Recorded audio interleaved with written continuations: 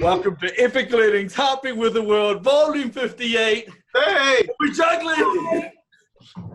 Special shout out to Scott for sharing his learning brain preparation tip of trying to juggle 20 times before you start doing any learning.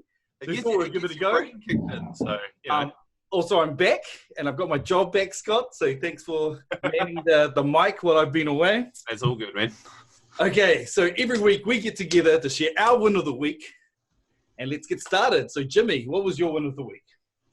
Oh, yeah. So my win of the week was a meeting with clients yesterday.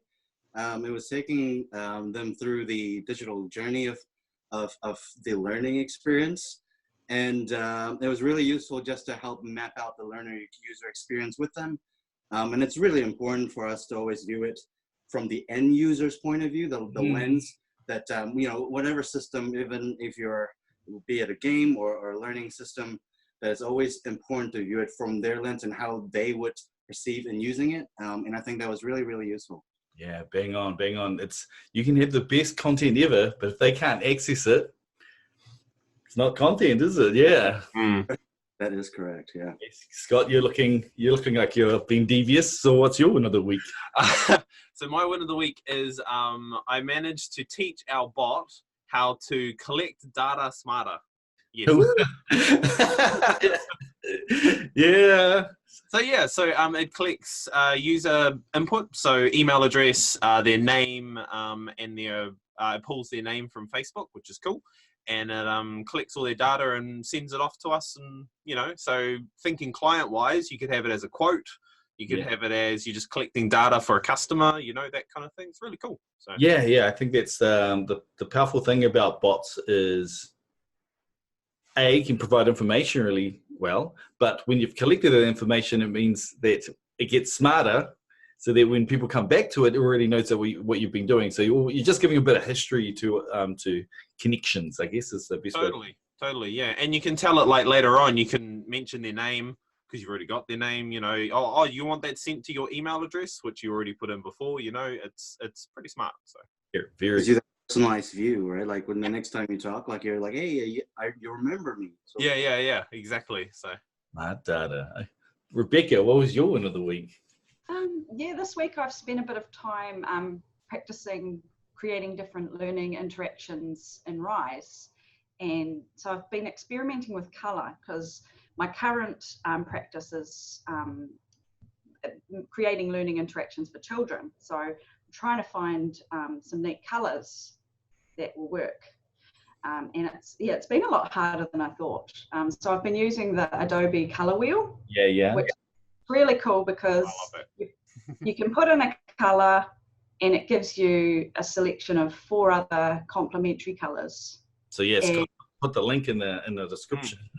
It's taken a lot of trial and error of trying different colours, different backgrounds, trying to keep it simple, and then deciding what colour text I want to use, whether it's white or black. It's just heaps of fun. That's awesome. Yeah, the colour will just it speeds up the process, if you know what I mean, instead of, because you're always doubting whether something looks good, and it feels real good to know this is the mathematically best way that our eye likes to see colours. and a good place to start, right? And you can still play around with it. Okay, so my win of the week is I caught up with a new team of e-learning developers. There were old veterans like myself, but there were a few new people to the team, and we did a round the table activity where we spoke about our strengths and our weaknesses when developing e-learnings. And I thought it was really cool in the way that you could be like kind of sell yourself about what you think your superpowers are, but really be humble and go, okay, this is the area that I could need some more support in. And it went really well, and it kind of got everyone's mindset of how we could be a better team and how we can complement our skills. So I thought it was a great activity. So if they have a new team, it's a great way to kind of get to know each other, get everyone and be a little bit vulnerable within the team. Another thing that I learned from one of the developers that was there was that her previous job was to do with game cinematics. And but instead of saying learner, she was always using the term the player, the player interacts with the scene and how the player emotional reaction for this cinematic scene. And I just go, I love that term so much. So I'm now going to start using player instead of learner. So call me out if I really want to add that, because I think it's such a cool way of turning learning around to being something that's interesting, like something you can connect with, and it kind of exciting. So yes, I'm now a player instead of... You're now a player. It sounds so wrong. Maybe I need to think about the branding aspect of it, but I just like the idea of reminding me that it's about the user experience. I guess it just lines up with what Jimmy says. Sometimes you get a little bit wrapped up in your outcomes and what your objectives are, when it's actually the player that's getting there that matters. Yep. True that. Anywho, team, are we going to try and do a juggle outro? Oh yeah. Go. Okay.